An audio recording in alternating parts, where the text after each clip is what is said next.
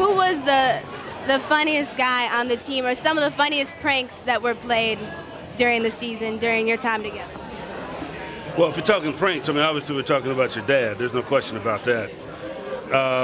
As we were just chatting as you came in, during training camp, day 3, 4, which we call the dog days of training camp, when the body's really hurting and you're tired and you can't get any sleep, and you finally get to sleep around 3 o'clock in the morning.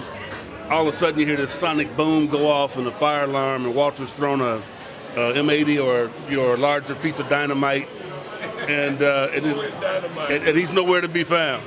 In fact, he's back in the Winnebago thinking like he's asleep, and everybody else is up and running and cussing and screaming. That was classic Walter. But in regards to the good times, I think that's the one thing that we missed the most. Is that he loved life, and he made certain that everybody else enjoyed it as well. Being a rookie, I had to always bring him his coffee and his donuts. And he takes six sugars in his coffee. He had a sweet tooth.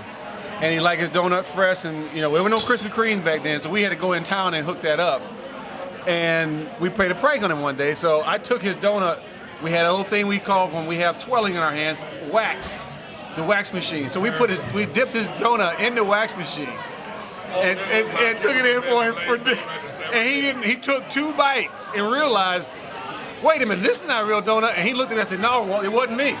It was Jim. So you had to place the blame on somebody else, but you could hardly ever get him because he always got us, especially sneaking behind me and cracking my back. But what a lot of people don't know is on the night before every game, home game or away, the only guy he allowed in his room was me. So I would see him every night before the game, and that was our us time. And I think my first year I was blessed to be able to sit across from him, and I didn't know how blessed I was, and became very close to him. And if you watch the Bears in the early 80s, you'll see almost every time McKinnon was in motion, he was leading Payton. And I think that was the ultimate compliment. We changed the offense so that I would be his lead block. So there's not a day that goes by I don't think about him. And anytime we get together, conversation always goes back to Walter.